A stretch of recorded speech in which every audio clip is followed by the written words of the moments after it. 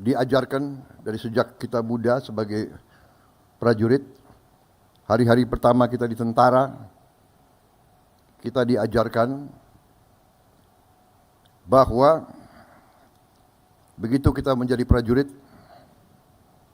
hidup kita, jiwa kita sesungguhnya sudah bukan milik kita sendiri lagi, bukan milik keluarga kita lagi.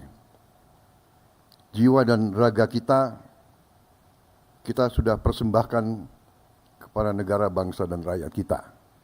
Itu pelajaran yang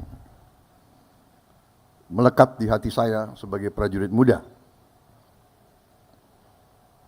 Kemudian, terus terang saja saya merasa beruntung, saya dan kawan-kawan saya merasa beruntung. Kami sempat digembleng langsung. Kami sempat merasakan kepemimpinan langsung dari Angkatan 45.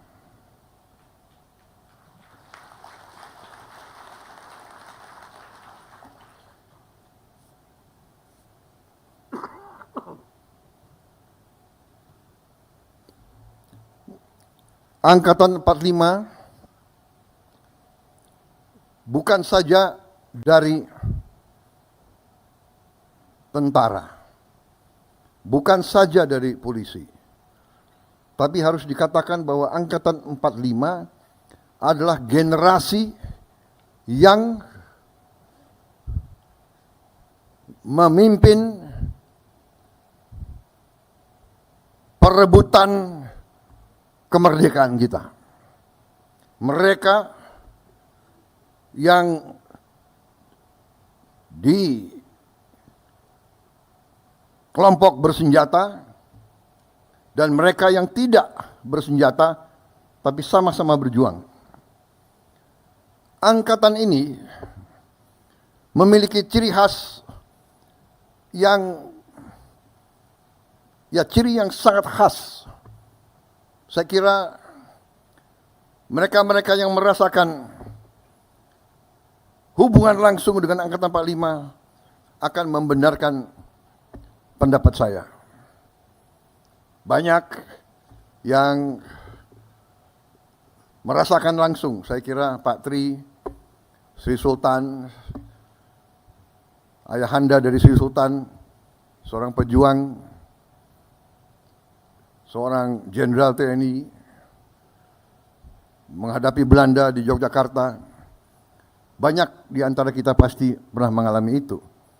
Tapi yang saya rasakan adalah yang pertama, patriotisme yang berkobar-kobar, cinta tanah air yang luar biasa, dan kepercayaan diri, percaya diri, karena mereka merupakan bagian dari suatu generasi yang berhadapan dengan negara-negara adikuasa. Waktu itu Jepang adalah adikuasa, Inggris adikuasa, Belanda pada zamannya adalah adikuasa, the Dutch Empire. Sebelum British Empire, the Dutch Empire sangat-sangat kuat. Generasi 45 adalah generasi yang merasa bahwa penerus dari perjuangan ratusan tahun dari semua suku, semua daerah, yang menyatakan bahwa bangsa Indonesia tidak mau dijajah. Bangsa Indonesia tidak mau jadi bangsa kuli. Bangsa Indonesia tidak mau jadi bangsa pesuruh. Bangsa Indonesia tidak mau jadi bangsa yang kerdil, bangsa yang miskin. Angkatan 45 berani mengambil sikap, padahal negara belum punya anggaran, belum punya administrasi, belum punya organisasi, senjata direbut, kadang-kadang mengangkat dirinya pada saat orang tidak berani. Mereka di usia muda berani tampil. Panglima Besar Sudirman menjadi Panglima Besar pada usia 29 tahun.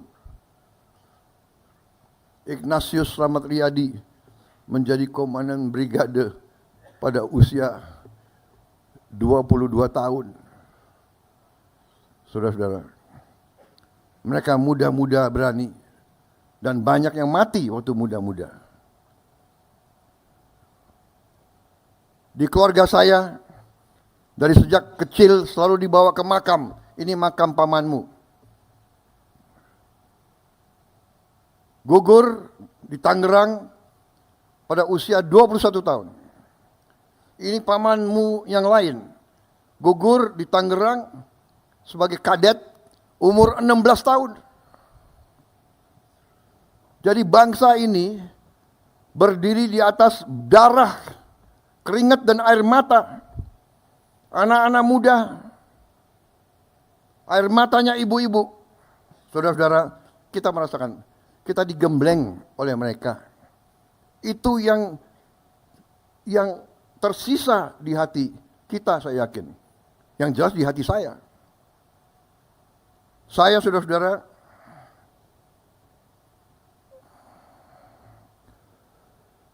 bersama saudara-saudara hampir semua, banyak senior saya di sini, guru-guru saya. Waktu kita muda, kita siap segala-galanya kita berikan kepada negara dan bangsa. Jiwa dan raga kita tidak punya apa-apa. Letnan, kapten, mayor. Saudara-saudara, jadi saudara-saudara, kesempatan ini saya sampaikan. Karena kalau tujuan halal bihalal, sudah saya mohon maaf lahir batin sebenarnya selesai. Kan begitu. Tapi kapan lagi saya bicara sama saudara-saudara sekalian? Ya. Saya sampaikan ini. Karena sesudah kita berjuang, sesudah kita memberi semua masa muda kita kepada negara, kita lihat, loh, negara saya ini yang dibangun oleh darah, keringat, air mata,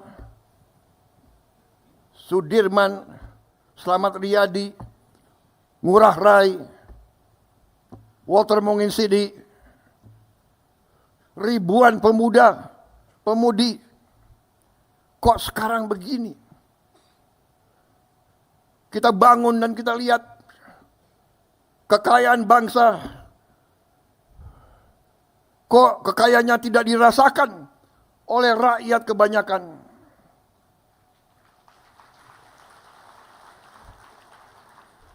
Kok senior-senior saya banyak yang begitu pensiun, hidupnya susah, rumahnya masih kontrak. Panglima-panglima saya, jenderal-jenderal saya, komandan-komandan saya lihat there is something wrong. Kita lihat, kita mau take off, dihajar. Tiap kali kita mau maju, dihajar. Kerusuhan, perang saudara, pemberontakan, suku lawan suku, agama lawan agama, gak jelas. Tapi kita sebagai jenderal, kita sebagai prajurit, kita lama-lama kita belajar. Oh, rupanya ini kita ini dari ratusan tahun diveda et impera, diveda et impera, diveda et impera. kita selalu dipecah belah, dan dipecah belah. Dan karena kita dipecah belah, tidak ada,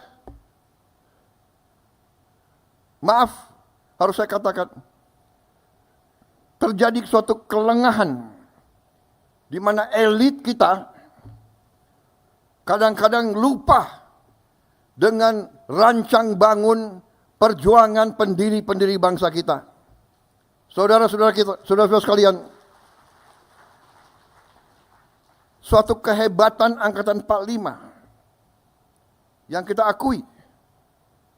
Bung Karno dan generasi-generasi itu memberi kepada kita Pancasila dan Undang-Undang Dasar 1945.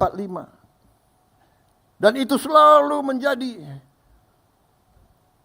pegangan kita, seolah-olah Sabta Marga ada Pancasila, ada Undang-Undang 45. Sumpah Prajurit ada. Setiap produk selalu ada Undang-Undang Dasar 45 Pancasila. Tapi maaf, saya katakan banyak di antara elit yang tidak memahami atau tidak mau memahami atau pura-pura tidak mau lihat arti dari pasal-pasal penting dalam Undang-Undang 45. Dan karena itulah kita melihat bahwa kekayaan kita selama puluhan tahun mengalir ke luar negeri. Kekayaan kita tidak tinggal di Republik kita. Ini sumber masalah. Dan karena inilah saya terjun ke medan politik. Saya terjun ke medan politik karena Angkatan 45 mengajarkan kepada saya dan kepada kalian semua bahwa kita harus menyelamatkan bangsa dan rakyat dan tanah air kita. Dan mereka mengajarkan kepada kita semangat tidak mengenal menyerah. Saya tidak rela kekayaan bangsa kita tidak dinikmati oleh rakyat Indonesia. Saya tidak rela. Dan karena itu saya terjun ke politik.